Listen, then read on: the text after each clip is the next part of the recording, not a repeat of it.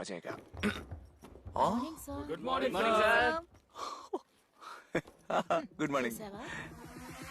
Delícia, ela tá de baixinha de piso, ela gosta da minha cabeça, tá começando hello, ఈ బోర్డుని కొంచెం తొడవాలమ్మా. ఏ నీకు చేతులు లేవు? essa novinha delícia. సార్ అని పిలవడమే సాంప్రదాయం. మర్యాద ఆటోమేటిక్ గా వస్తుంది, అడుక్కుంటే రాదు. Essa novinha delícia. నువ్వు అక్కడ కూర్చుంటే నాకు మర్యాద ఇవ్వాల్సిందే.